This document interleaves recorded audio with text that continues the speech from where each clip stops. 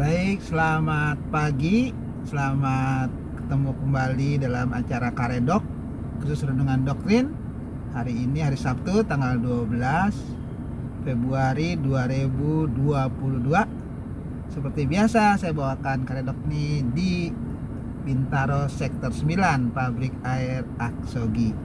Kita akan lanjutkan Karedok kita dari Kejadian pasal 44 ayat 14 sampai 17. Kejadian 44 ayat 14 sampai 17. Ketika Yehuda dan saudara-saudaranya sampai ke dalam rumah Yusuf, Yusuf masih ada di situ.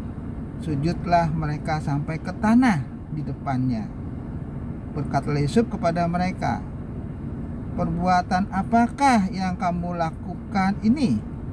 Tidakkah kamu tahu bahwa seorang yang seperti aku ini pasti dapat menelaah?"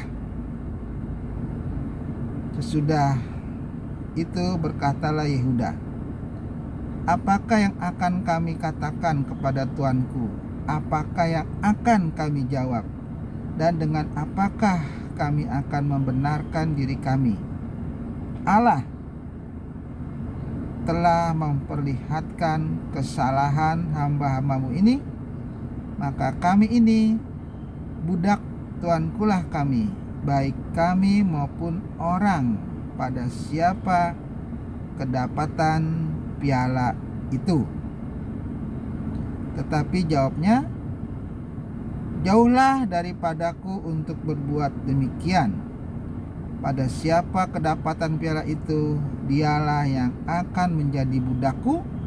Tapi kamu ini pergilah kembali dengan selamat kepada ayahmu."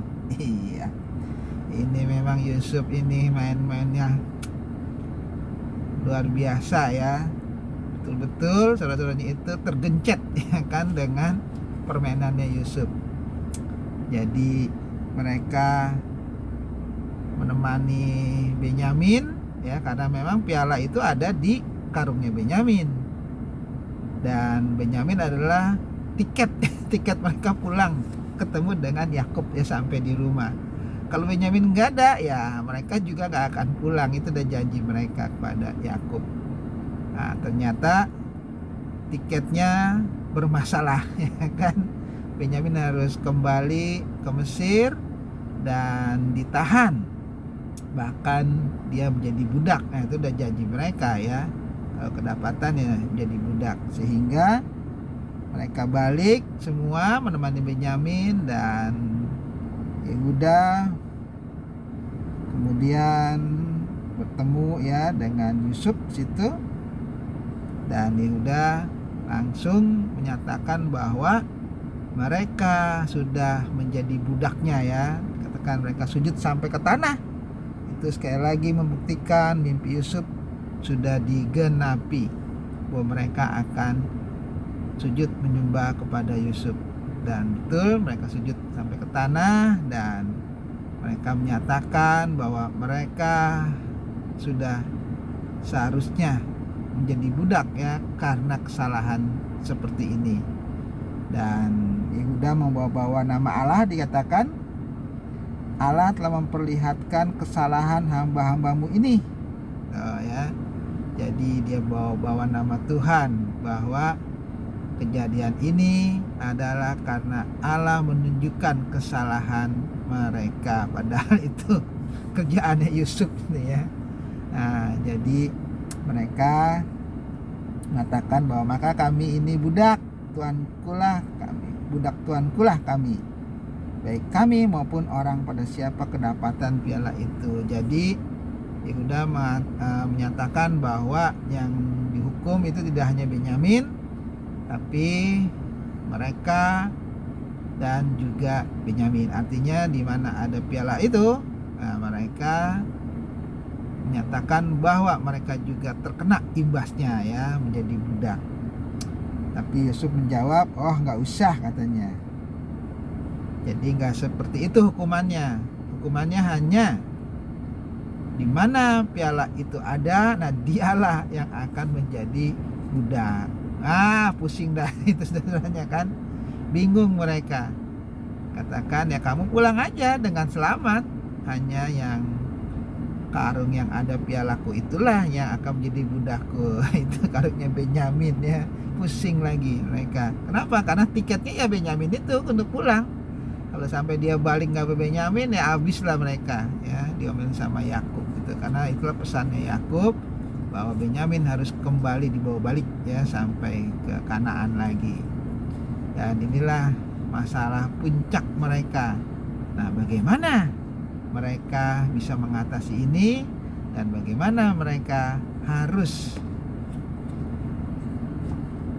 menunjukkan bahwa mereka betul-betul bertanggung jawab ya dengan kata-katanya. Kalau mereka mau pulang sebetulnya bisa aja, pulang aja ya.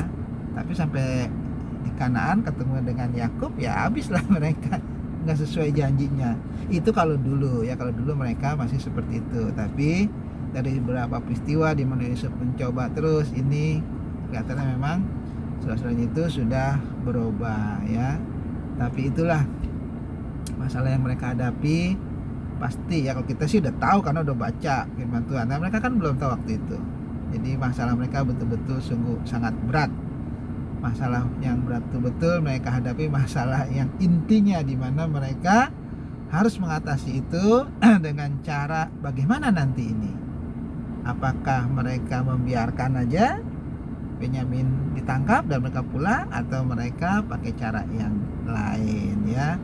Nah, pelajaran yang kita bisa ambil adalah bahwa memang apapun yang kita dulu pernah lakukan ya, kesalahan itu nggak otomatis ya kita itu terbebas walaupun sudah menyadarinya. Jadi apa yang ditabur itu yang dituai. Ketika dulu menabur kejahatan walaupun sudah bertobat, berubah, efeknya itu pasti biasanya masih ada. Begitu juga dengan kakaknya Yusuf. Efeknya itu masih ada ya, mereka harus menanggung. Begitu juga dengan kita. Jadi ketika dulu hidup masih di dalam dosa ya, kemudian kita sudah bertobat, biasanya efek-efek yang dulu tuh masih ngikutin. Dan itu memang harus kita alami ya. Harus kita alami, dan bagaimana cara kita mengatasi. Kalau dulu kita tidak bersama dengan Tuhan, tapi sekarang kita kan bersama dengan Tuhan dan ada Tuhan ya yang menyertai. Kenapa? Karena kita sudah bertobat, sudah berubah, dan kita akan diberikan kekuatan ya untuk bisa mengatasi. Seperti juga kakak-kakaknya Yusuf ini, mereka sudah bertobat, sudah berubah, dan mereka siap untuk mengatasi itu walaupun memang sangat cukup berat sekali. Tapi mereka akan berusaha bertanggung jawab dengan kata-katanya. Kenapa? Karena memang mereka mau berubah ya, mereka mau berubah, mau lebih baik lagi hidupnya. Itu juga dengan kita. Kita memang sudah mau berubah, kita nggak bisa lari dari apa yang kita tabur dulu ya. Itu akan mengikuti kita, tapi kita sekarang sudah punya pendamping, punya penolong, yaitu Roh Kudus yang akan membantu dan menolong kita. Itu aja pada pagi hari ini. Sampai ketemu lagi kadang yang akan datang. Selamat pagi, Tuhan memberkati.